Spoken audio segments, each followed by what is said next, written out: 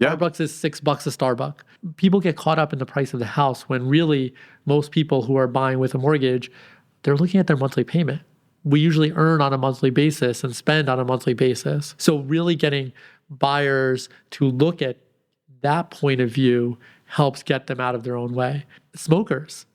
I don't know what it is in Pennsylvania, but it's like $12 a pack in Jersey. Highway robbery. I don't even know at this point.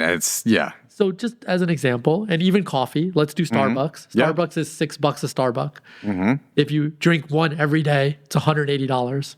$30,000 worth of mortgage money. What's more important to you?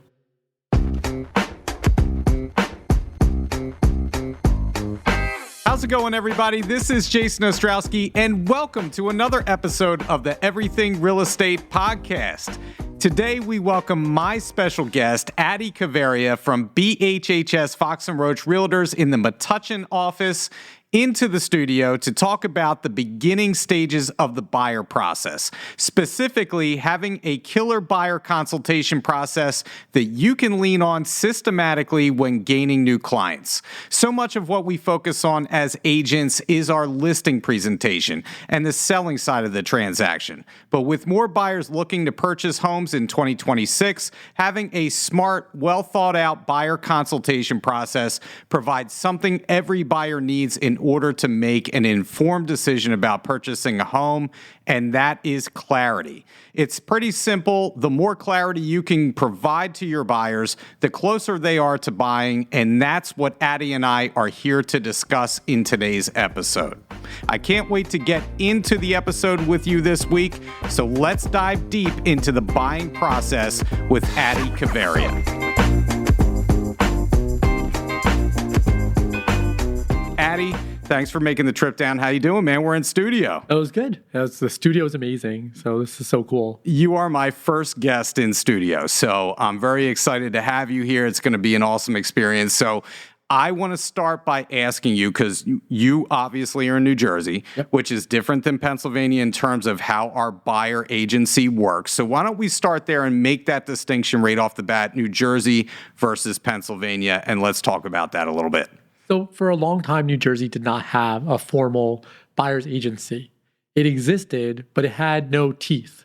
There was no difference in what you did. You couldn't really get a contract with a buyer in order to protect yourself because they could just go to somebody else.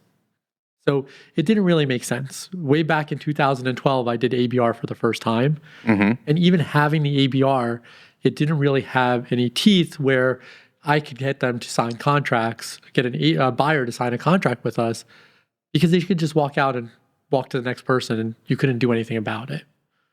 So that was the big difference. And with all the new buyer's agency stuff that rolled out across the country, it gave agents a huge opportunity to really create that new marketplace for themselves. And you were talking about a niche kind of market for that in New Jersey. In PA, obviously, we've had buyer agency, I think, since the late 90s. So we're kind of ahead where you were at that time. But I want to talk about specifically that new niche that you're going to be doing and the opportunities that arise from that. So I want to start with the question, why do you believe that a formal buyer interview is critical in today's market? So a lot of what we do, and the reason that I really think it can become a niche for agents, is that it is half of every transaction. If I ask you who's involved in a transaction, there is a buyer and a seller every time. And yet, as agents, we're taught to only focus on getting listings and the seller, and we ignore 50% of a transaction, which could create really brand new niches for agents to focus in. Especially as a new agent, it gives you opportunities where you're not competing against somebody who's been in the market for 30 years, has an established brand, and all of that. The other part of this is, what happens with most buyers eventually, Jason? They turn into sellers. So if you have that relationship and they already trust you on the one side, you already set yourself up for future transactions. I think that's a great point, because the way that I built my business in the beginning, I sat every open house that I could possibly sit. I also took as many renters as I possibly could because they eventually turn into buyers that eventually turn into sellers. So like you had said, if you're a new agent in this business, usually you're going to skew towards buyers and those opportunities because like you said, the more established agents usually are the ones with the listings. Yeah, and that's what happens. They have an established name, so they're much easier for sellers to find out there. As far as having that consult, would you ever take a listing without doing a listing consultation and a listing presentation? Absolutely not. It's the same thing. So if we don't treat it like an equal part and they don't feel like an equal part of it, then we're not treating them the way they should be treated. I did not really realize how much there is for that until going through like Ninja, where Ninja really codifies both the buyer and the seller process with having the interview for a buyer and going from there. Yeah, and we're going to talk about the Ninja process. We're going to get into that. I can tell you it's kind of wild to me when I first started my career and floor time was in vogue, right? We're sitting at the front desk, we're answering the phones. I would get a call and I would immediately leave to go show a property like most agents would. That's what we were taught. But now we think about not only the buyer consultation process, but we think about security and all those reasons, safety, all those reasons why you should start with a buyer consultation process before you ever see a property. So let's go over that process and start there. When a new buyer reaches out to you, what action steps do you take before you ever venture out to see the property? What's your process? Let's go from start to finish. Setting up the appointment. You need to have them come in. One of the things we're always concerned about as agents is, are our clients legitimate? Are they really buyers? Are they just kicking tires?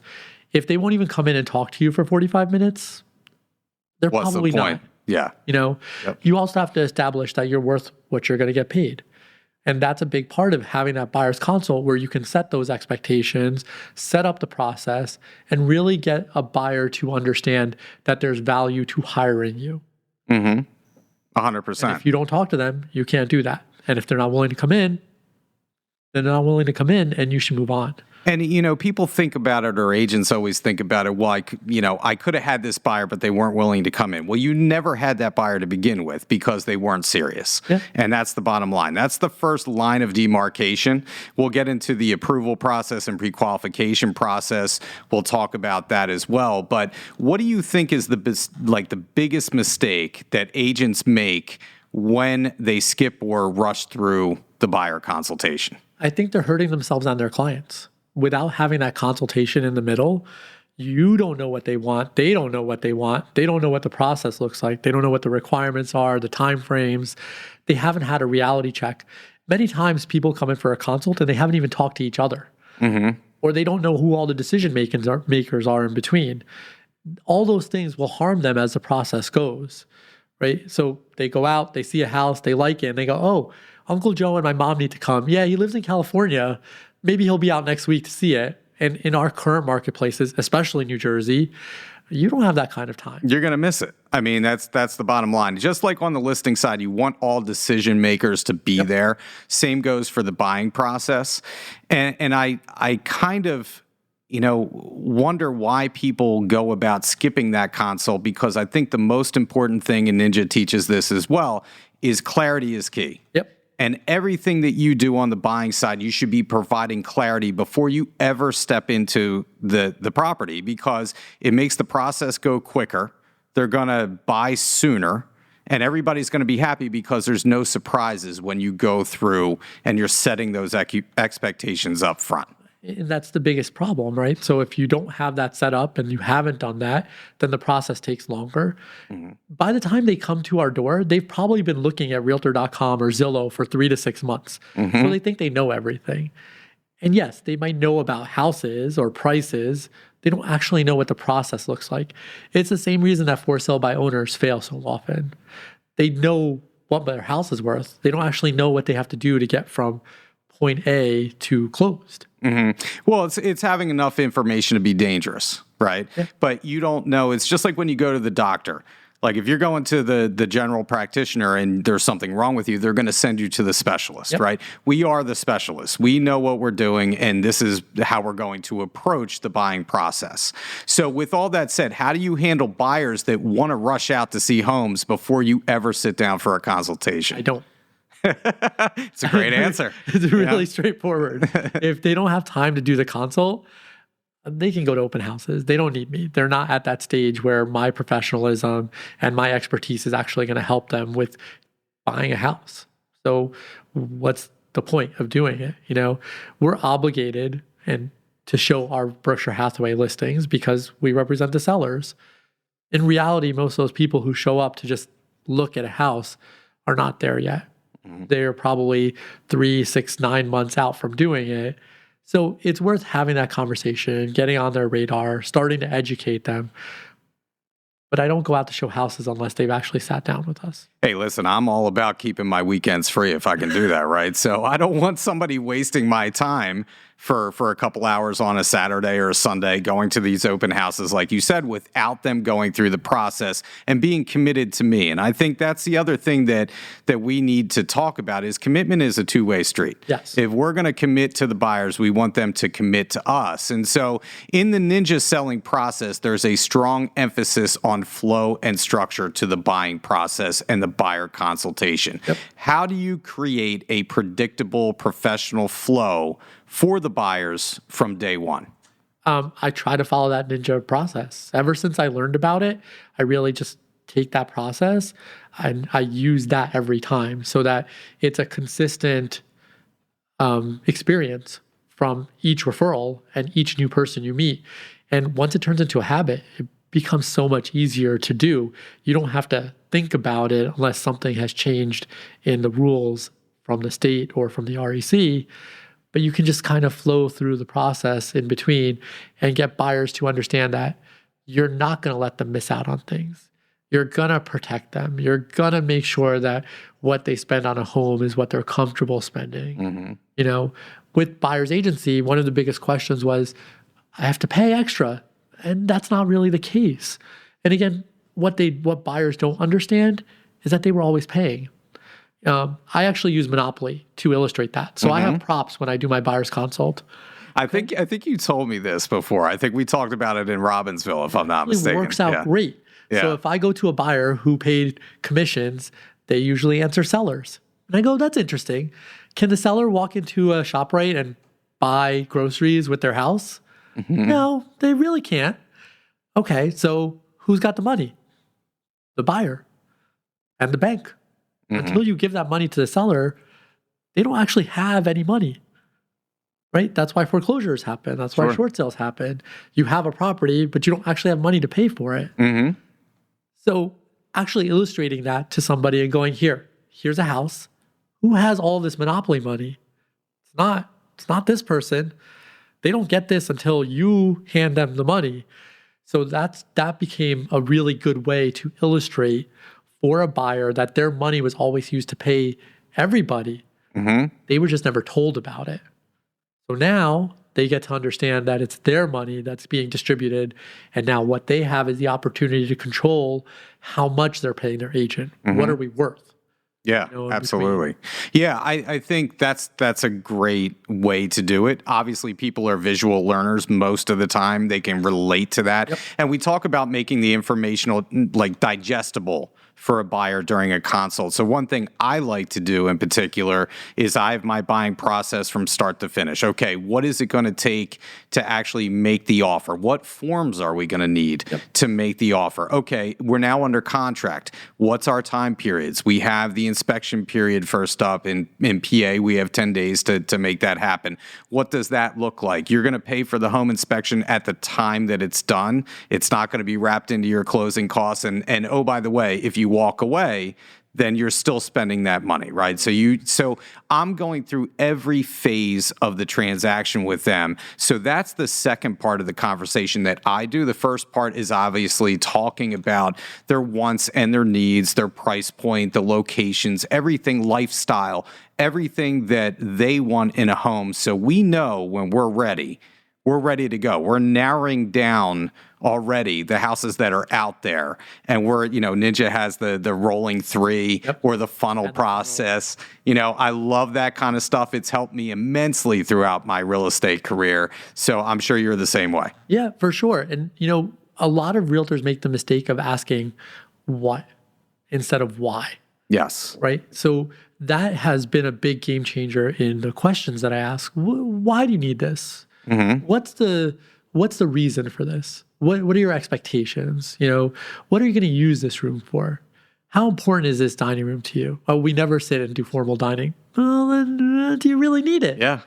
You know, Ninja also has basically a wants and needs kind of the T list. Yep.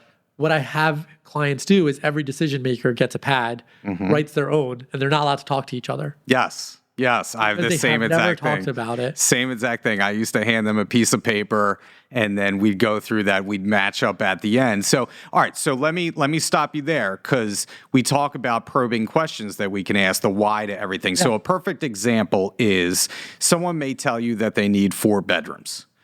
But what they're really trying to tell you once you do this exercise is that they need 3 bedrooms plus an office space.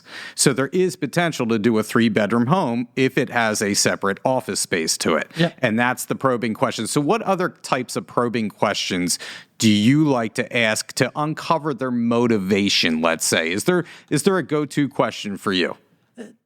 The tell me more seems to work better than anything else. I like the wave a magic wand. Yeah. From Ninja is the magic wand. Yeah. And I've kind of seen buyers cringe at the magic wand. So I've gotten to tell me more about this. Tell me more about your reasons for this. What are you trying to accomplish? Why are you doing it? Oh, I'm going to have parents moving in with me. That's why I need that downstairs bed. What are the options with it? Is this something that's immediate that your parents are moving in? Or if the house has potential for you to create this downstairs bedroom in 5 years, would that be acceptable for you? Are you willing to put work into the house? So that gives you other options. Are you not? And I think when it comes to the buyer process, get curious with these people, right? What is important to them? Keep asking those questions, because the further that you drill down, again, the more clarity they're going to have, which in turn makes them buy sooner. Yeah. And really, it's basically pretending like a 5-year-old. Why? Yeah, why? Why? Yeah, perfect question. Absolutely. All right, so how do you define wants versus needs during the consultation? How do you define that? That pad is the best, best tool that we have for doing that. Again, many times they've just not had that conversation between each other, let alone out loud to somebody else. Well, I really want the big, who's taking care of it? Yeah. And that's right. All right. So I don't want to make this overly ninja, but I do want to mention the 10-step buyer process, right? So let's talk about that a little bit, because let's pretend that I'm a new buyer coming in to see you and you're the agent. What's the first thing that you're going to do with me? Agency. Hopefully Kurt's listening. So agency is the first thing that we do every time before we get into anything else. And explain it to them. This is what it means. I'm going to be your fiduciary. And then we can get into the nitty-gritty about everything else. I actually walk people through how mortgage payments are created, which is not something many agents even know how to do. I've seen you do that. Yeah, it's really impressive. It really is. And it's a game changer for them, because then they understand if I go to a town with lesser taxes, I can spend more money on a house. It's not just the price of the house. People get caught up in the price of the house when really most people who are buying with a mortgage, they're looking at their monthly payment. We usually earn on a monthly basis and spend on a monthly basis. So really getting buyers to look at that point of view helps get them out of their own way. Smokers. I don't know what it is in Pennsylvania, but it's like $12 a pack in Jersey. I don't even know at this point. So just as an example, and even coffee, let's do Starbucks. Starbucks is $6 a Starbucks. If you drink one every day, it's $180, $30,000 worth of mortgage money. What's more important to you? Yeah, exactly. Exactly. And by the way, those are like Rain Man type numbers that you're putting together. It's pretty impressive. I've seen you do this, and I'm like, that's a great idea. I just know for me, I guess I'm just not that good at math. So I don't know if I would. It's a lot of practice. If I would be that good at doing that. It's a lot of practice. I Yeah. mean, we know what the numbers are, right? Yeah. So you don't have to be able to do it in your head. I tell my agents this all the time, right? So you just have to be able to understand where it comes from and then use a calculator. Yeah. Right. Yeah. So it's really, you don't have to know the math. You have to know the concept. And I think you bring up a great point, because one thing that you're going to find out is obviously the price point. But ultimately, it's not about the price point. It's how much you want to spend per month, because your taxes are going into that. You're explaining this to the buyer and why that there might be HOA fees. So what is your bottom line number, which you want to do, and how much are you going to be putting down on the property? Those are the type of questions, the probing questions we talked about, right? I've had clients come in thinking they could afford 500 and they could afford $1 million. I've had clients come in thinking they could afford 750 and they could afford 250. You know, so that's a tough one to swallow. That's but it happens, you know. Yeah, they're like, yeah. I own a liquor store. I make $300,000 a year. Yeah, but you don't show that on paper. It doesn't work that way. Yeah. Right. So there's a lot of things that go into it that they don't realize. So we rely on our mortgage partners, especially Prosperity, to get that stuff across. Absolutely. And then really help them evaluate what is the best solution for them in between. So we talked about this a little bit earlier, and I think I know what you're going to say, right? But how do you identify? Because I think early in the career of an agent, they have a harder time kind of distinguishing who's serious and who's not.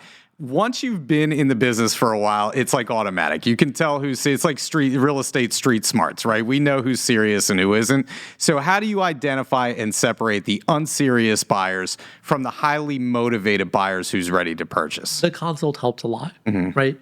The hardest part for me when I was newer was learning to let go. I've spent 3 months with these people.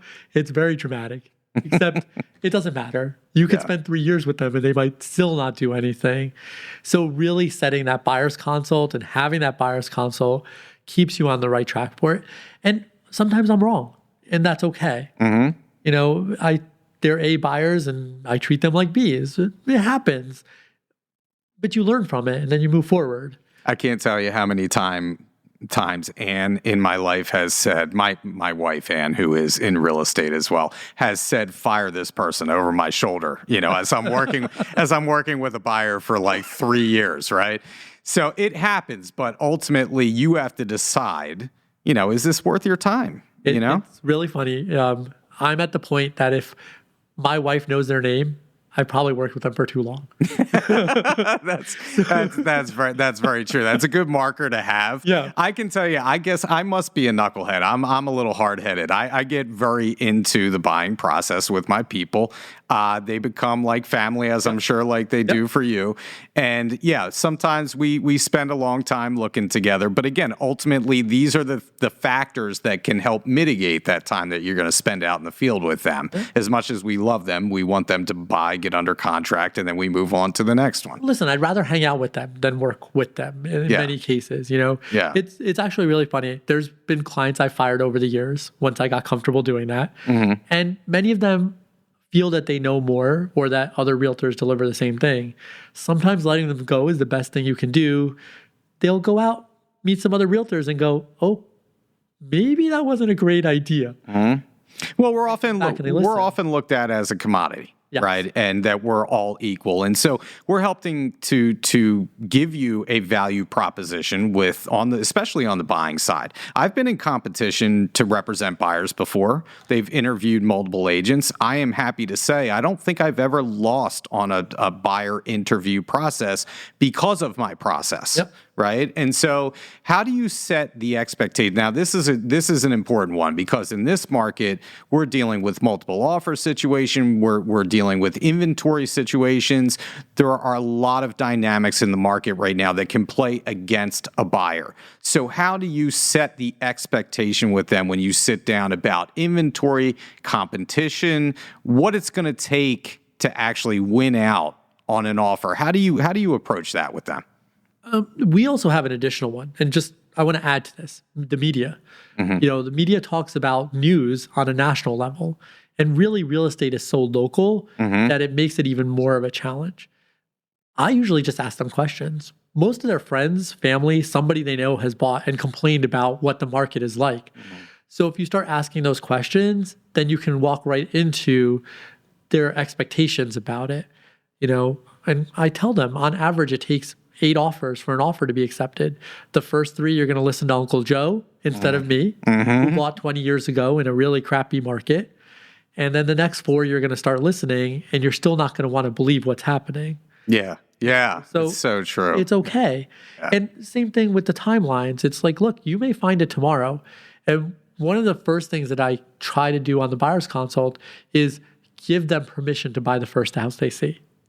Because the advice they're getting is you should see like 15, 20, 30 houses.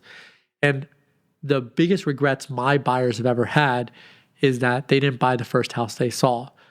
So I give them permission to do that. And that seems to allow them to just move forward. Like, you don't really need my permission.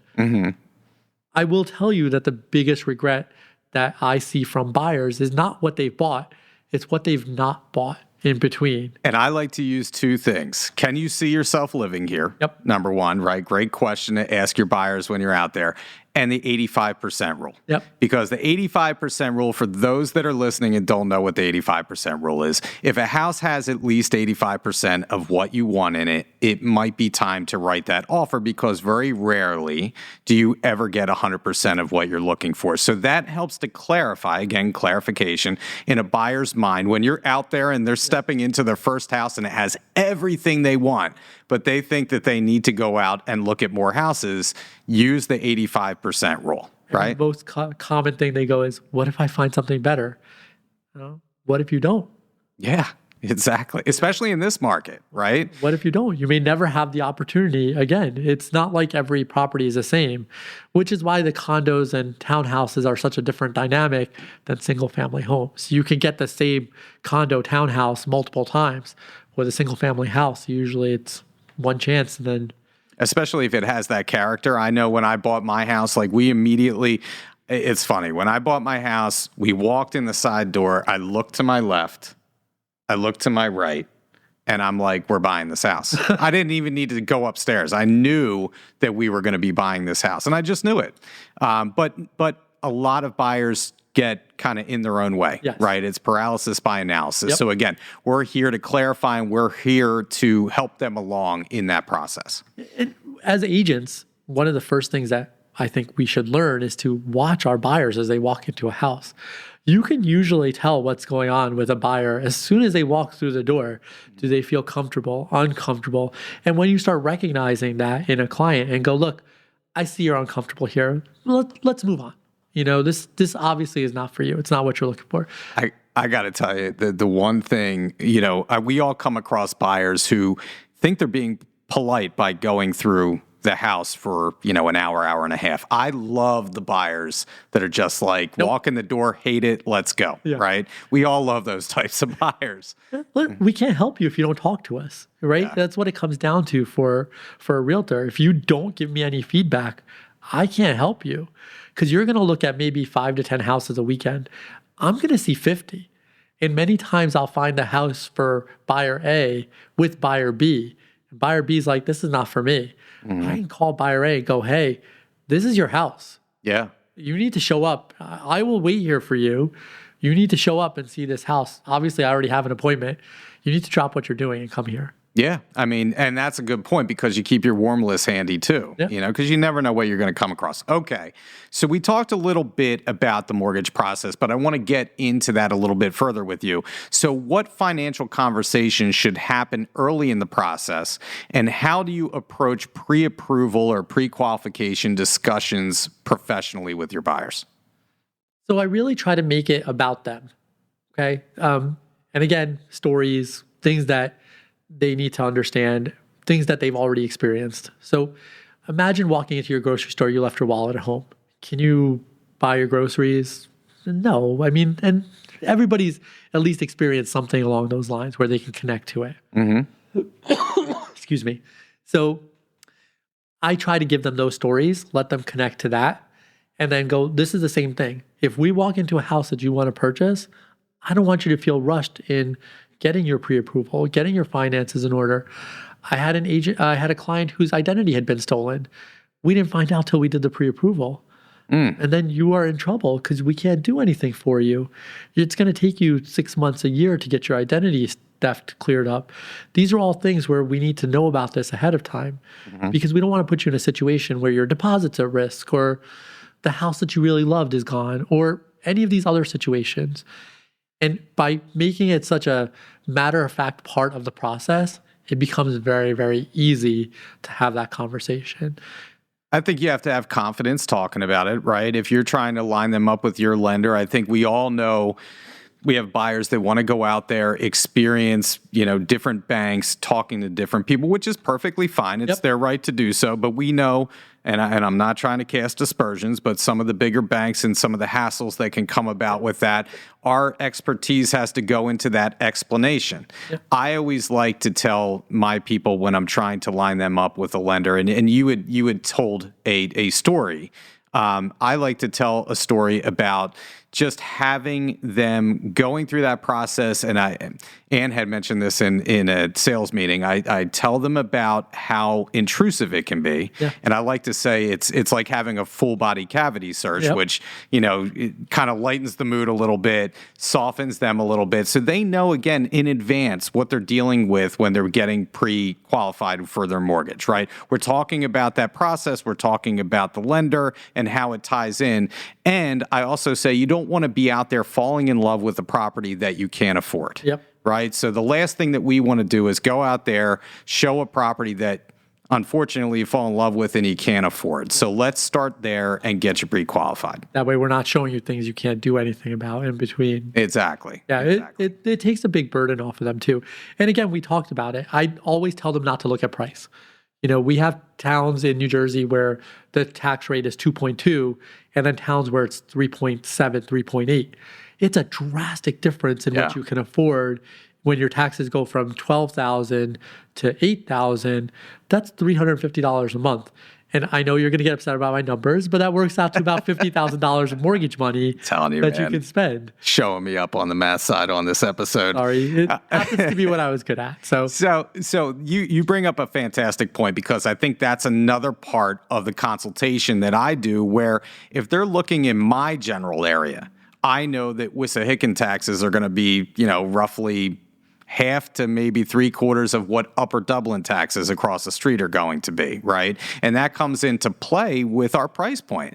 So let's talk about that. Are you comfortable spending that kind of money in taxes to be in that school district if that's where you want to be? Or would you consider going to the adjacent school districts around that? I mean, you make a really good point that buyers don't really consider. I get many times people who are like, oh, I'm buying it for the school district. Do you have children? No. When do you plan to have children? Maybe 2 years. So in general, kids don't start school till they're 6. You have 8 years of paying taxes for something you're not using. In that time frame, you could definitely switch houses if you want to and be in something that maybe suits you a little better today instead of spending money on something you're not utilizing.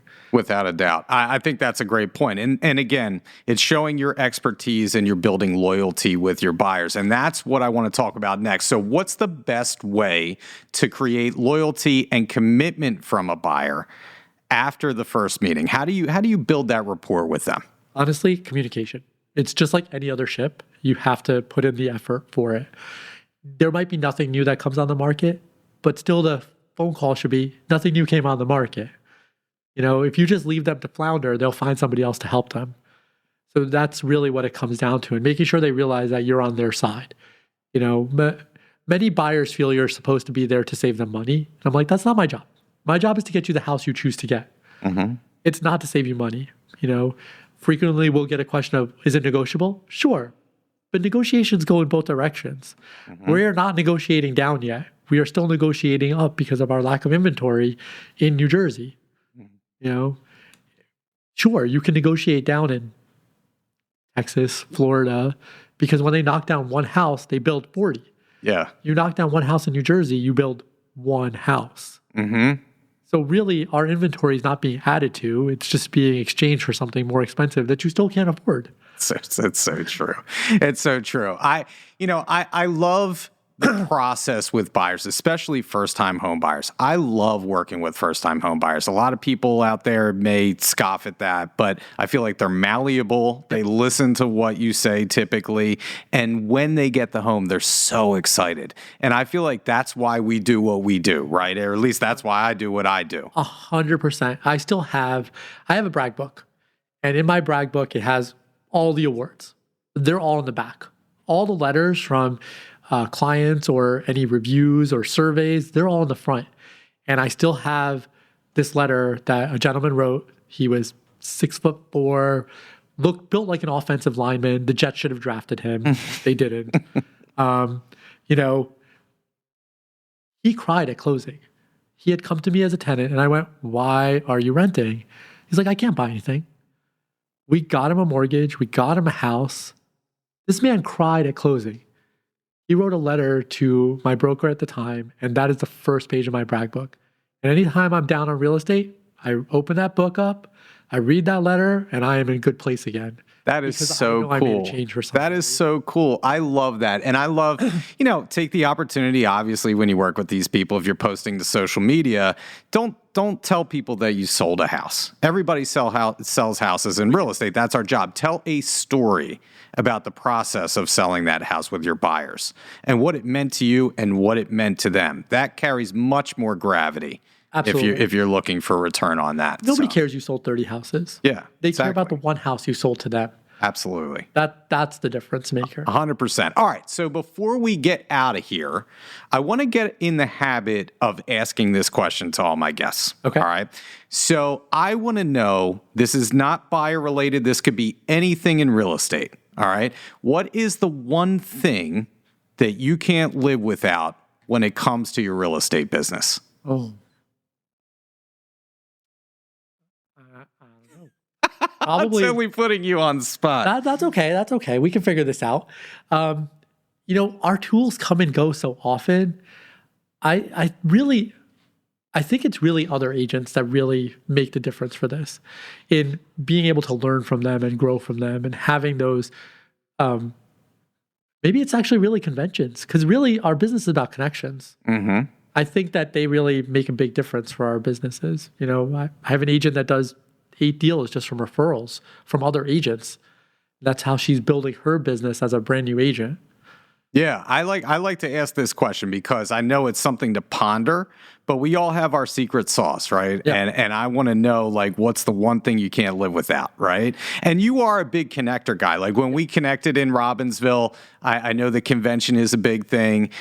Same with me. I think it's those relationships that are indispensable, right, for our business. For sure. I had a client that was in Houston call me yesterday. He's like, "I have an investment opportunity in Jacksonville. I don't know whether or not I should do it." Like, I'm in New Jersey. But I pulled up BHHS Jacksonville, got in touch with an agent in 15 minutes. She went and did research. She called him. I might have a referral. All I did was connect the people in between to the right people. And that's really where I feel like we can make such a big difference. I love that aspect of our business. I love the fact that you and I are talking. You're in North Jersey, right? I'm in Central. Oh, Jersey. You know what? So, all right. So you answered that question for me, because I've heard people say, "Is there a Central Jersey?" There, Murphy made it right? official like 3 years ago. So now officially there is a Central Jersey. All right, Central Jersey. I do apologize to you. So, all right. So you rarely make it to Philadelphia. Yes. Right? That's fair to say. Yes. But you often most likely go to New York. No. You do take not. it for granted. It's right there. How far away is New York from you? 45 minutes. Oh my God, you don't go in New York at all? Well, this is going to kill my next question now, Adi. I can still answer that question, actually. Right, I got you. Don't worry. All right, I got 24 hours, and I'm going to New York. What am I doing first? I would hit Broadway. Pick a show. Broadway. It doesn't matter which one. Go see it. We're actually going next week. So I may have made a mistake. I introduced my kids to Broadway. Mm-hmm. So all I get on my Alexa now is musicals all day long. And they found out that next week is Kids Go Free for Broadway week. or whatever it is, like kids' night on Tuesday. So the one daughter wants to go see Six. The other one wants to go see Outsiders. And the third one wants to go see, I can't even remember right now. How old are your kids? 16, 13, and 11. The three that want to go. And Hadestown, right? So all great shows. So now I have to find adults to take them. So my wife is going to take one kid to see one show. I'm taking another kid to see another show. And my brother is taking a third kid to see the third show. Which isn't an inexpensive hobby to do either. Yeah. So, all right. So with that, so funny that you mentioned that, because when I was about 12 years old, we went to see Phantom of the Opera. And I was such a, going up there, I'm like, I don't want to go see this show. I was like blown away. And the soundtrack to Phantom of the Opera was like in the car for like the next 2 years. My parents just had that on repeat. So I could sing almost every word to that album. I am very upset that I never got to see Phantom. But I've taken my kids to see Aladdin, The Lion King, Wicked's on our list. We saw Frozen the musical when it was out there. And honestly, they found other music that I never knew would have known existed. So there's a whole epic soundtrack, musical that this college kid made for his college project. The music on that and the way he's told the Homer story, the Odyssey, unbelievable. So if you enjoy it, pull that up. I'm sure, he'll appreciate it. It is impressive what that guy did. Some of the talent that these people have is just out of this world, So, all right. So where are you going to dinner then? After you're done seeing the show, where are you taking the kids to dinner? They're really low key, and we just spent money on Broadway, so maybe it's McDonald's. Come on, man. At least say like home, Little Italy or something like that. My brother is a city guy. He lived in the city for years. I'm like, I have to go into the city. I might cry.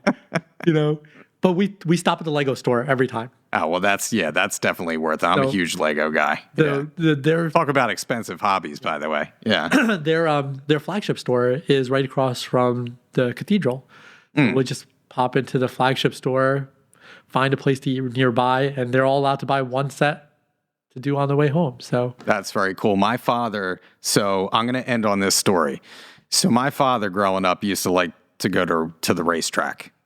And he used to bring me with him a lot of times when we would go. There was a lot of father and son bonding over horse racing, right?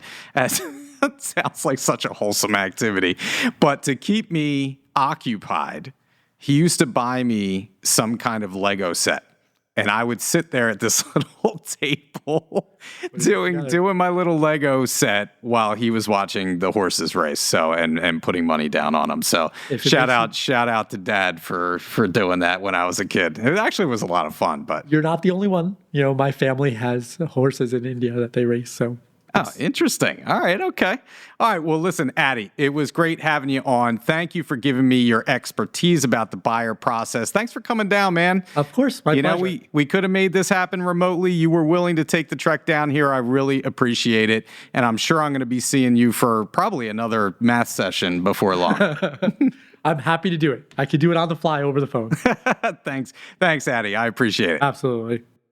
Well, that's it for the podcast this week. We will be back in another couple of weeks with a new topic, a new guest. And as always, if you want to hear something that we haven't covered yet, please reach out to me, jason.ostrowski@foxroach.com. And if you haven't liked or subscribed or checked out our YouTube channel yet, please do so. It helps us to reach more people. Once again, this is Jason Ostrowski saying stay safe out there, stay selling, and we'll catch you on the next episode of the Everything Real Estate Podcast.